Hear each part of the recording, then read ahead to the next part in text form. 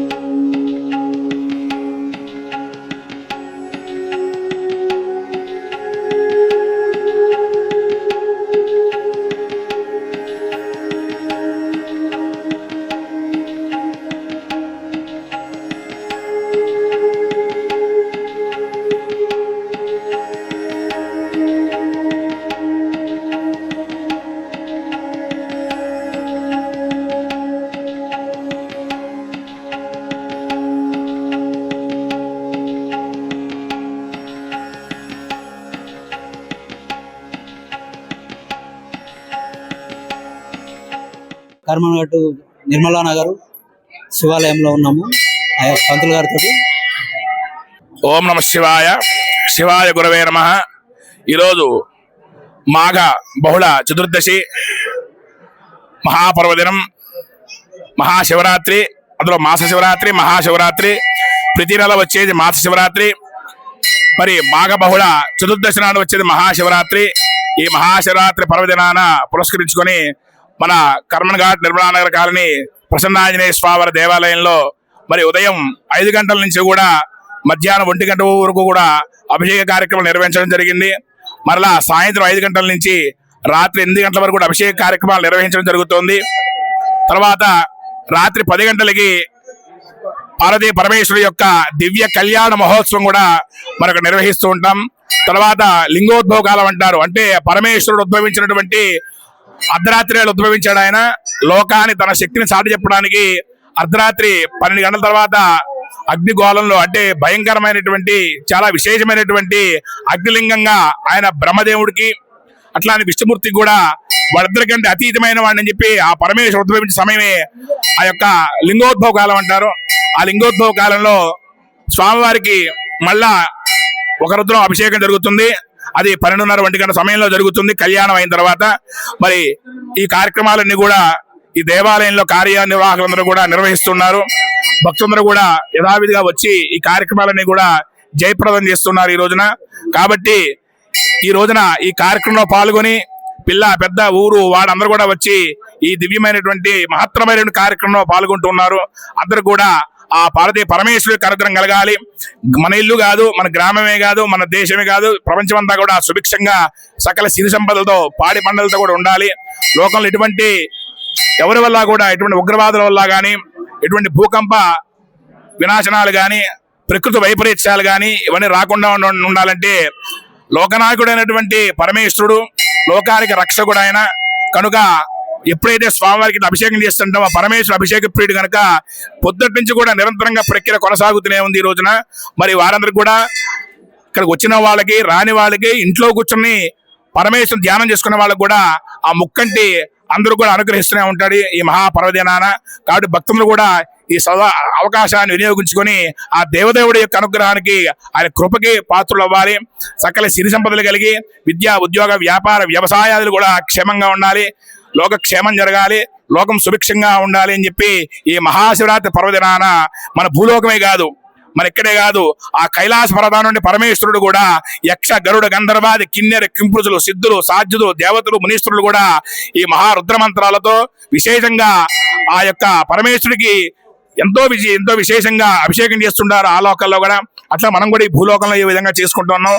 అక్కడి నుంచి స్వామివారు అనుగ్రహిస్తూ ఈ లోకాన్ని కూడా రక్షిస్తూ ఉంటారు. కాబట్టి అందరూ కూడా స్వామివారి అనుగ్రహం కలగాలని చెప్పి మా కార్యనిర్వాహకులు, మా కమిటీ సభ్యులందరూ కూడా మరి పొద్దుటి నుంచి ఇప్పటి వరకు కూడా ఈ కార్యక్రమాలు నిర్విఘ్నంగా కొనసాగడం జరుగుతుంది. రాత్రి 10 గంటలకి శివపాదుల యొక్క దివ్య కళ్యాణ మహోత్సవం జరపబడుతుంది. 1 గంట 12:30కి లింగోద్భవ కాలంలో అభిషేకం కూడా నిర్వహిస్తాము. కాబట్టి ఈ మహాశివరాత్రి పర్వదాన్ని పురస్కరించుకొని ఈ కార్యక్రమాలన్నీ కూడా దిగ్విజయం జరగడానికి భక్తులు వాళ్ళందరూ కూడా మనకు సహకరించారు. కాబట్టి ఈ విధంగా కొనసాగాలని చెప్పి అందరూ సుఖ సంతోషాలతో వర్ధిల్లాలి, లోకం సుభిక్షంగా ఉండాలి, పాడి పంటలు సిరి సంపదలతో లోకం సుభిక్షంగా ఉండాలని చెప్పి ఎటువంటి కీటక వ్యాధులు కానీ ఎటువంటి భయంకరమైన విష జ్వరాలు కానీ రాకుండా ఉండాలంటే ఆ లోకనాయకుడైన పరమేశ్వరుడికి అభిషేకం చేస్తే లోకం చల్లగా ఉంటుంది. ఆయన చల్లగా ఉంటే లోకం చల్లగా ఉంటుంది. లోకం చల్లగా ఉంటే మనం చల్లగా ఉంటాం. కాబట్టి ఈ రుద్రమాంత్రాల అభిషేకం నిర్వహిస్తున్నాం. కాబట్టి అందరూ సహకరించిన వాళ్ళందరూ కూడా ప్రత్యేక కృతజ్ఞతలు. అలానే న్యూస్ 9 వారు కూడా వారికి వాళ్ళ యొక్క టీం కూడా మహాశివరాత్రి శుభాకాంక్షలు తెలుపుతూ సెలవు తీసుకుంటున్నాం. నమః పార్వతీపతయే హర హర మహాదేవ హర శంభో శంకర హర.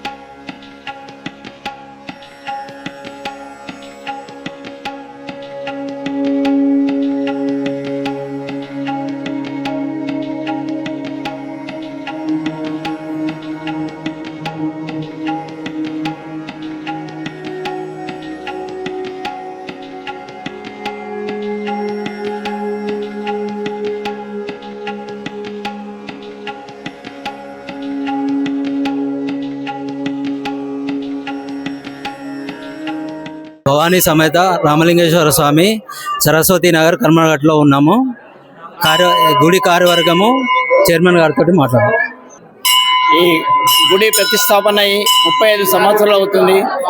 అంతకుముందు 300-400 సంవత్సరాల కింద ఈ గుడి మొత్తం శిథిలమై నుండే దాని మేము మా ఫ్రెండ్స్ మా కమిటీ అంతా ఏర్పడి ఇంతవరకు తీసుకొచ్చిన ఇప్పటిదాకా చాలా బ్రహ్మాండంగా నడుస్తున్నది. ఇంకా ముందు కూడా ఇంకా బాగా జరగాలని నేను భగవంతుని నేను కోరుకుంటున్నాను.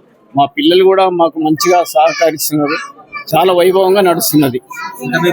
ప్రోగ్రామ్స్ ఏమేమి ఉన్నాయి ఇప్పుడు? ప్రోగ్రామ్స్ ఇప్పుడు రాత్రికి 10 గంటలకు కళ్యాణం ఉంది. రేపు మధ్యాహ్నము అన్నదాన కార్యక్రమం. రేపు నైట్ 8 o'clock కమాన్ దగ్గర ఊరేగింపు. భక్తులకు ఎలాంటి ఏర్పాట్లు చేశారు మీరు? అందరికి సౌలతు మంచిగా ఇచ్చాను. భక్తులకు అందరికి ప్లేస్ మంచిగా రావడము పోవడం దర్శనం చేసుకోవడం ఎలాంటి ఇబ్బంది లేకుండా మంచిగా సౌలత్ చేస్తున్నాం అందరికి. ఓం నమ శివాయ. శ్రీ భవానీ సమేత నాగలింగ స్వామి దేవస్థానము. ఈ గుడి దాదాపు 300-400 సంవత్సరాల క్రితం కట్టారు. మేము చూడలేదు, మా తాత వాళ్ళు కూడా చూడలేదు.